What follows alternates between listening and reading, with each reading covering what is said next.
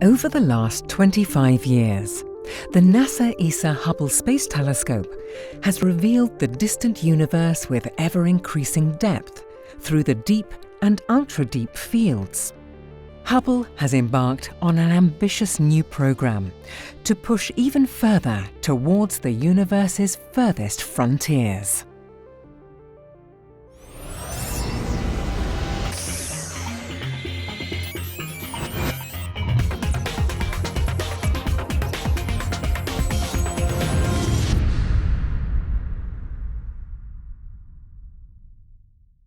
Hello and welcome to another episode of the Hubblecast. In 2013, Hubble began a campaign to capture very deep images of some of the most massive structures in the universe. Galaxy clusters. The Frontier Fields campaign is using 6 of these giants to peer into the farthest reaches of the universe. The enormous amount of mass in a galaxy cluster means that it bends the space around it and acts like a gigantic magnifying glass.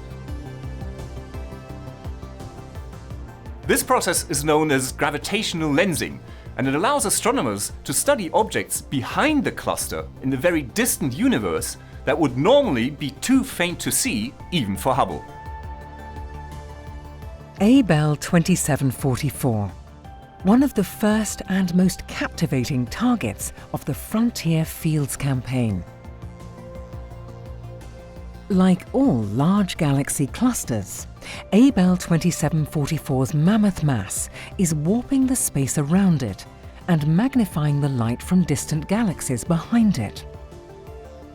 This produces weird and wonderful arrangements of warped light in the form of arcs and distorted shapes. Magnified by Abell 2744, some of the most distant galaxies ever found became visible. These galaxies are so distant that the light Hubble has captured from them was emitted when the universe was just 500 million years old. These distant galaxies, some of the first to form in the universe, offer astronomers a glimpse of the conditions in the early universe.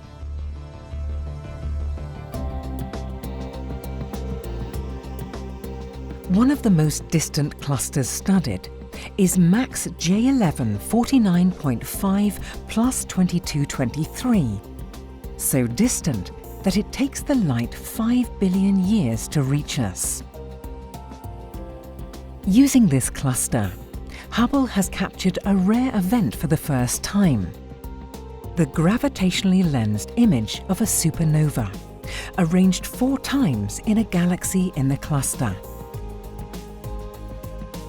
The light from the dying star was magnified by the mass of the cluster, and as it is perfectly aligned with one of the galaxies in the cluster, its light has been split into 4 images. By studying gravitational lensing, astronomers are able to map out the total amount of matter in galaxy clusters. Now, this mapping is a very valuable tool in the search for one of the most elusive components of the universe: dark matter.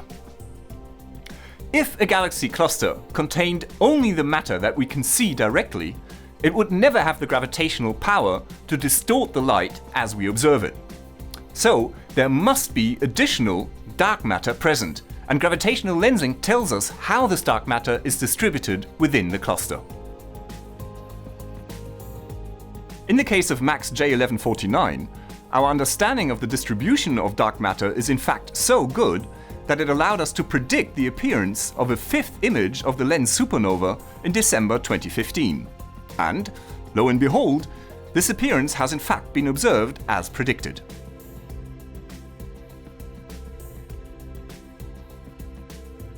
As well as observing the clusters, Hubble puts its multiple cameras to use during the cluster observations by also observing 6 parallel fields, regions near the galaxy clusters. While these adjacent images cannot be used for gravitational lensing, Hubble uses them to perform deep field observations, and therefore to give astronomers an even larger window on the early universe. So far, Hubble has completed the observations for 3 of the 6 frontier fields clusters and their parallel fields. These data are already teaching us a lot about the very early universe, and they are paving the way for the James Webb Space Telescope in its quest for the very first generation of galaxies. This is Dr. J, signing off for the Hubblecast. Once again, nature has surprised us beyond our wildest imagination.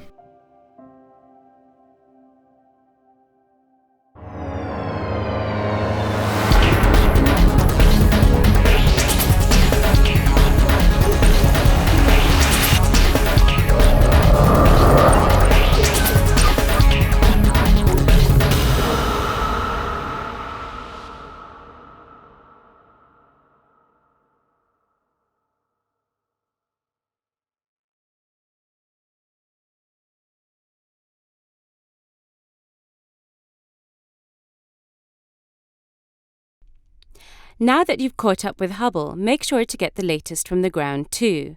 The ESOcast highlights the best of the European Southern Observatory and its powerful telescopes that observe from high in the Chilean Andes, at the Southern Hemisphere's best-known sites for astronomical observations.